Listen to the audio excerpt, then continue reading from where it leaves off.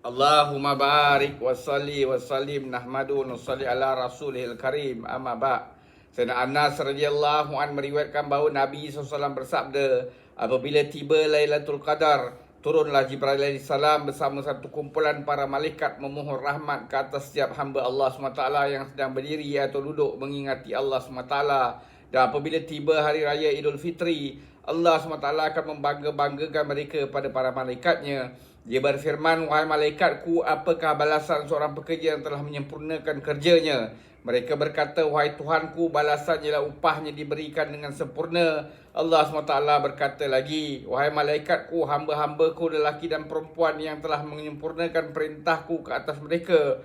Kemudian mereka keluar sambil melaungkan doa. Maka demi kemuliaan dan kehebatanku, kemurahan dan ketinggianku, dan demi kedudukanku, pasti aku menerima doa-doa mereka.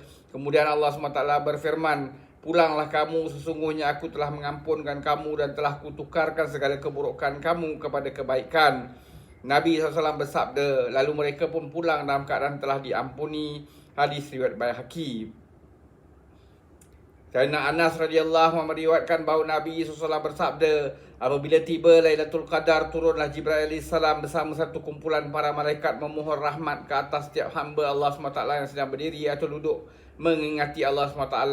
Dan apabila tiba hari raya Idul Fitri, Allah akan membangga-banggakan mereka kepada para malaikatnya. Dia berfirman, wahai malaikatku, apakah balasan seorang pekerja yang telah menyempurnakan kerjanya? Mereka berkata, wahai Tuhanku, balasan ialah upahnya diberikan dengan sempurna. Allah SWT berkata lagi, wahai malaikatku, hamba-hambaku lelaki dan perempuan yang telah menyempurnakan perintahku ke atas mereka.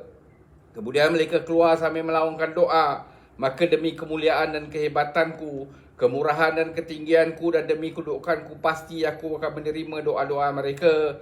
Kemudian Allah SWT berfirman, pulanglah kamu, sungguhnya aku telah mengampunkan kamu dan telah tukarkan segala keburukan kamu kepada kebaikan. Nabi SAW bersabda, lalu mereka pun pulang dalam keadaan telah diampuni. Hadis riwayat Baihaqi. Keterangan kedatangan Jibril AS bersama para malaikat dinyatakan juga dalam Al-Quran, sebagaimana yang telah diterangkan sebelum ini. Banyak hadis juga menyebut tentang perkara ini. Dan hadis yang terakhir pada kitab ini nanti pun akan diterangkan secara terperinci tentang Sayyidina Jibril AS yang akan menyuruh para malaikat supaya pergi ke rumah-rumah orang-orang yang sedang berzikir dan beribadat, lalu berjabat tangan dengan mereka. Dalam kitab Ghaliyatul Mawaiz terdapat petikan pada kitab Al-Ghunniyah hasil karangan Syekh Abdul Qadir Jalani rahmatullahi yang menceritakan hadis riwayat Sayyidina Abdullah bin Abbas radhiyallahu anhuma, bahawa dengan arahan Sayyidina Jibril AS itu para malaikat akan bertebaran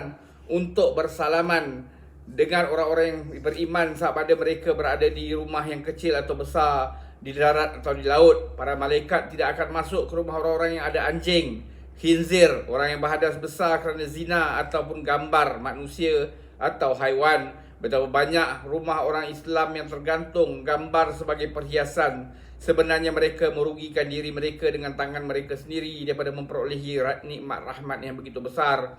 Orang yang menggantungkan gambar hanyalah seorang dua sahaja, tetapi oleh kerana dia menjadi punca terhalangnya malaikat rahmat masuk ke rumah, maka dia turut merugikan seluruh ahli rumah itu. Semoga Allah SWT bagi kita taufik untuk kita ambil iktibar, amalkan dan sampaikan. Subhanallahi wa bihamdi, subhanakallahumma bihamdika, asyhadu an la anta astaghfiruka wa atubu ilaik. Subhana rabbika rabbil izzati amma yasifun wa salamun alal mursalin. Alhamdulillahirabbil alamin. Taqabbalallah.